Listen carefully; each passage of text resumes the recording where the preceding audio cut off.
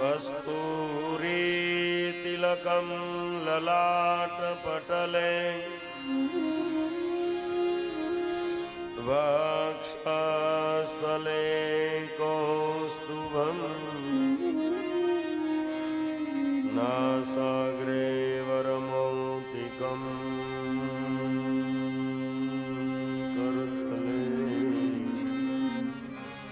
વેણુકરે કંકણમ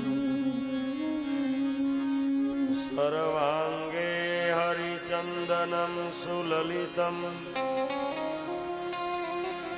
કંઠે ચ મુક્તાવલિમ ગોપસ્ત્રી પરિવેષ્ટિતો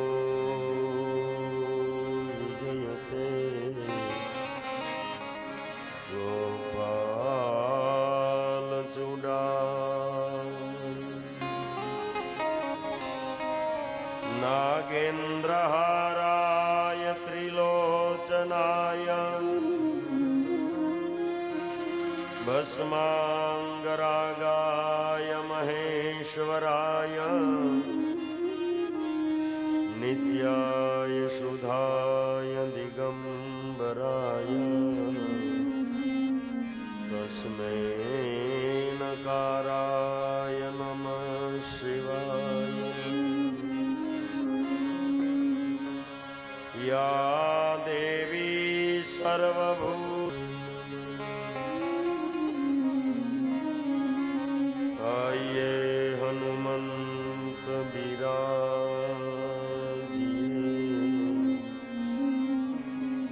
કથા કરહો મતિ અનુસાર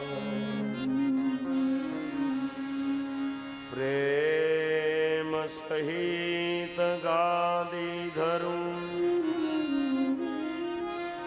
પ્રેમ સહિત ગાદી ધરું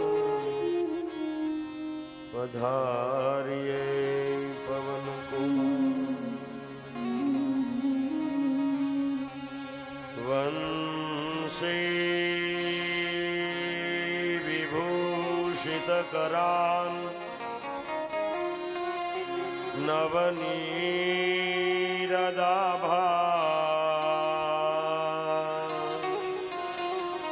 પીતાંબરા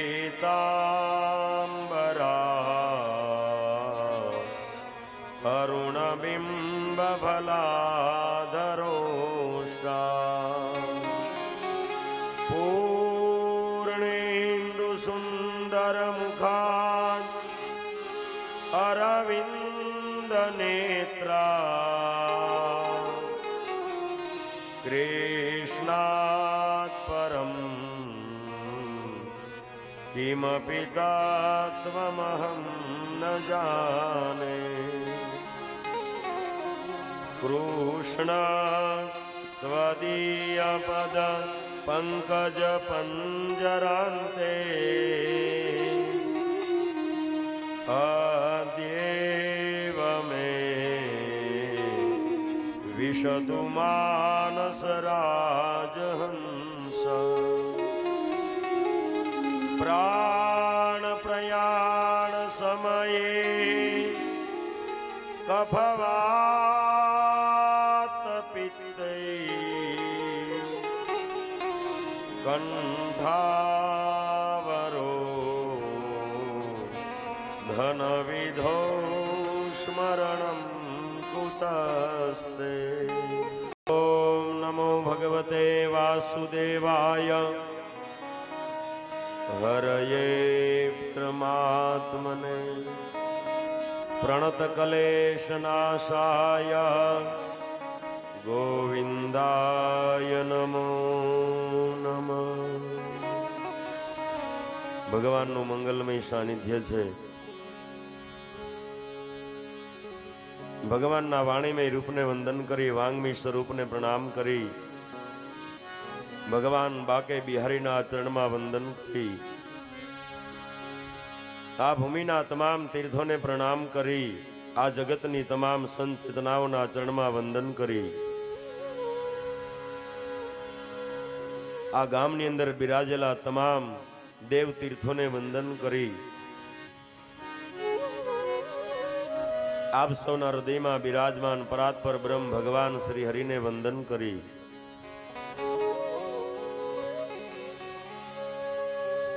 આ કથાને લાઈવના માધ્યમથી સાંભળતા તમામ શ્રોતાના હૃદયમાં બિરાજમાન ભગવાન શ્રી હરિને વંદન કરી આવો આ કથા ગંગામાં પ્રવેશ કરીએ.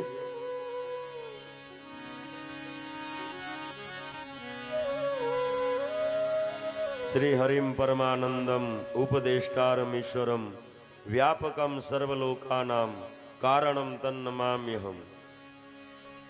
કારણના ચરણમાં સમર્પિત નહીં થાય, હું કોણ છું જ્યાં સુધી નહીં મટે વાલા, ત્યાં સુધી પરમ તત્વ નહીં મળે. અહીંયા તો મટવાની વાત આવી છે, જે છે એમાંથી મટવાનું છે. આપણો જુનાગઢનો નરસિંહ મહેતો નાગર મેટ્યો ને ત્યારે નરસિંહ મહેતો થયો, યાદ રાખજો.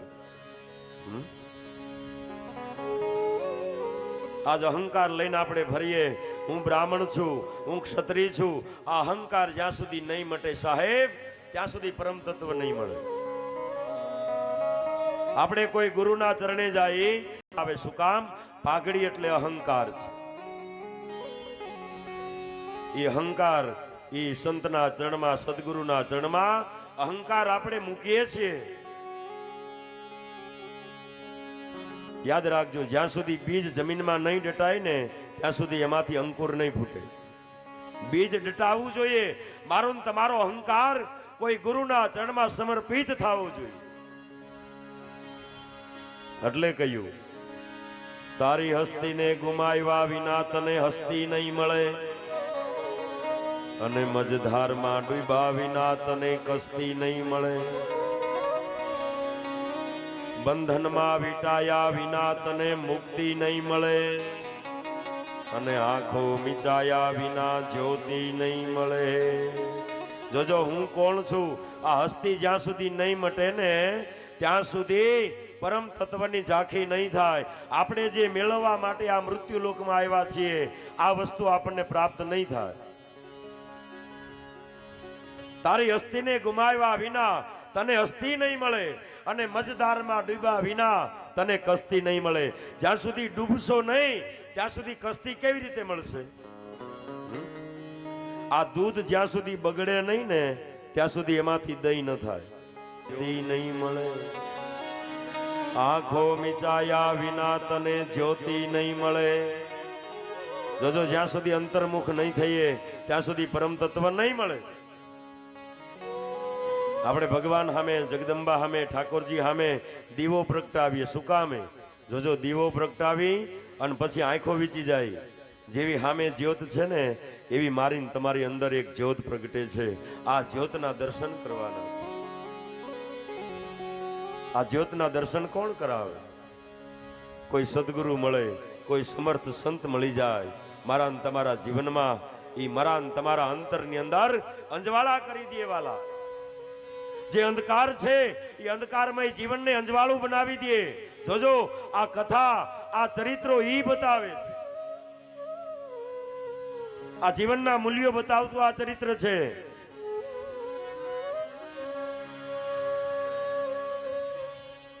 કદાચ ભોજનમાં, જમવામાં તમે એકાદી પંગત ચૂકી જાવ તો બીજી પંગતમાં વારો આવે, બીજી પંગત ચૂકી જાવ તો ત્રીજી પંગતમાં વારો આવે.